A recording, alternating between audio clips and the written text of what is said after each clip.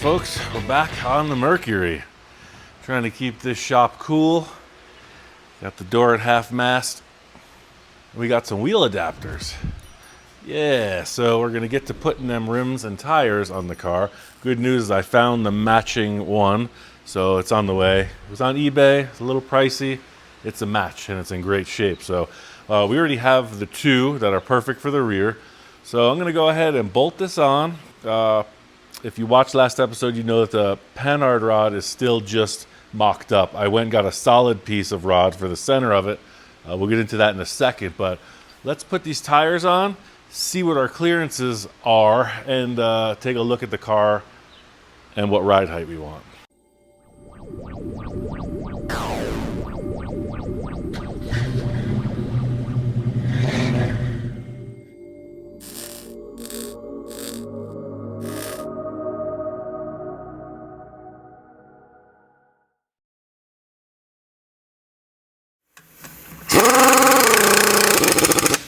Nothing's rubbing. Look that other side. It's pretty narrow though. I mean, we could bring these tires out considerably.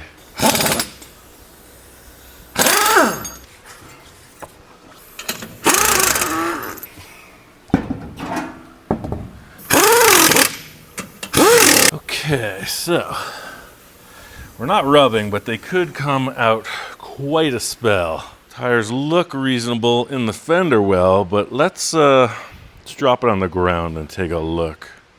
It is pretty tight in here, but these could come out 4 inches wider.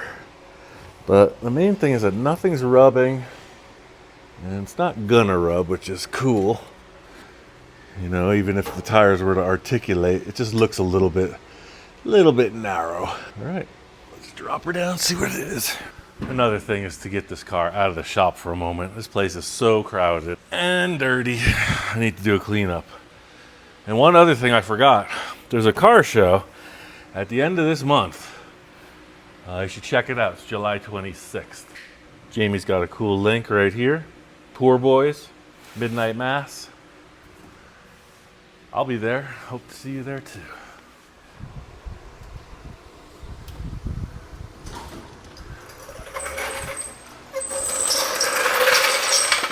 All right, well, that's definitely an improvement.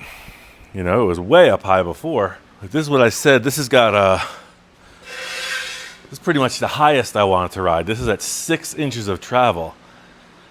Let's drop it down even lower and see where we're at there. Yeah, people are saying that these radius rods are going to hit the floor, and they're just not. There's plenty of room in there. So poo-poo on you. Everything is clear. Panhard rod is not touching anything. It's all good. You know it's right. You know the ride height's right when you can't get the jack out from under it. Hope we don't mess that fender up. Nope. How's that look?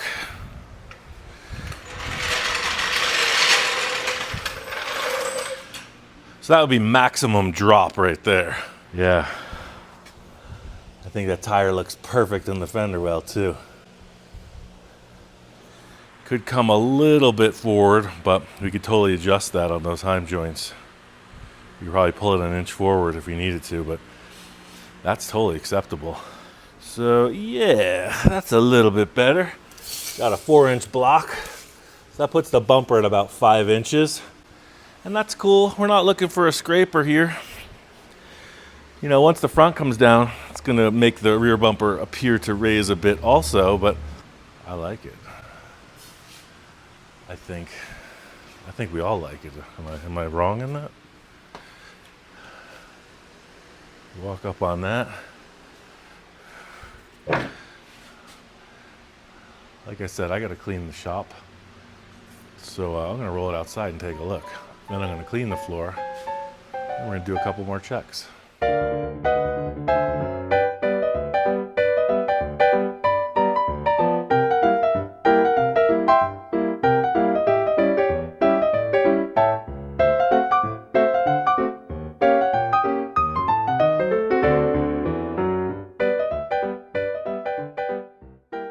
So I pushed it out.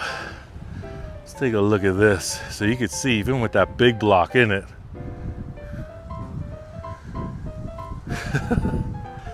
we got to come way down.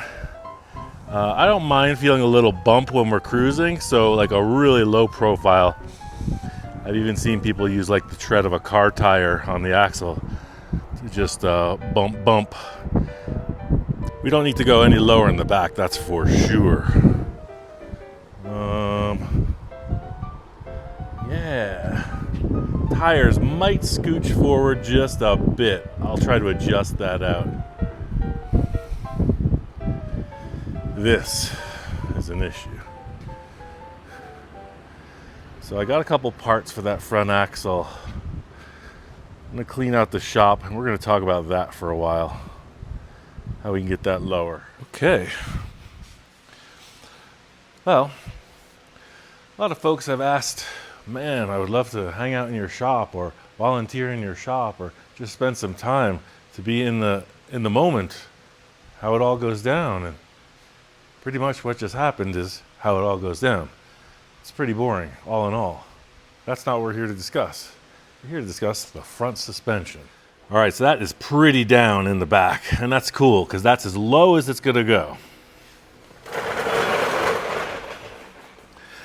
Now coming here, I got these parts. I got a new shackle, and then I got the new rubber bushing for the rear. But looking at this arrangement, since I'm not using stock steering, and I want it much lower, I've got a new tripod. Thank you, Jamie. So I'm currently figuring out how to use it. Has a magnet mount. Look at this. Whoa. I'm able to turn it sideways with zero fuss. And I can reach under the car. Heck yeah. All right, so this is our front suspension arrangement. This is all we have. We have a ton of room between the chassis and the axle, right? A lot of room, like a full hand. I'd say 10 inches. Lots of room. And the front axle, I don't see any reason to change it because it's there, right? These perches for it are decent. I don't want to split the wishbone because you have to heat this and rotate it.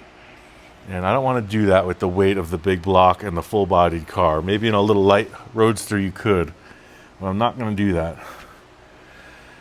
But I saw that on Speedway they have a spring, as long as it's the correct width, and it's a reverse eye.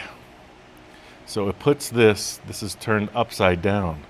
So it's like a 3-inch drop axle automatically, and then the weight of this engine, I was considering the weight of this engine was going to collapse the suspension. But I think instead what's happened is it's bound up right here. See? It's created a lock, and that spring, the only thing it's going to do is start to tear this pack apart, wear this out, and it's going to break. So that's definitely not the right component. So what I'm getting at all in all is I think it's time to purchase. Yeah, and I'm not big on just constantly going to the catalog, but that's what this requires. I'm going to get a spring that's going to lower this. Right? Am I doing this right? Or is that going to raise it? No, because the reverse eye, this is the car, so this goes down because the spring, yeah. So yeah, let's get that. I'm going to get some brakes, and then I think we're going to carry on. So what we're going to need is a steering box, a tie rod, a drag link, brakes, and a spring. The list goes on. All right. Let's see.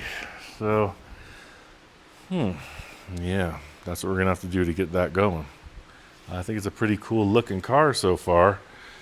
Maybe tomorrow, I don't know, let me know in the comments, do you want to see more of this, the boring grinding and finishing of this stuff?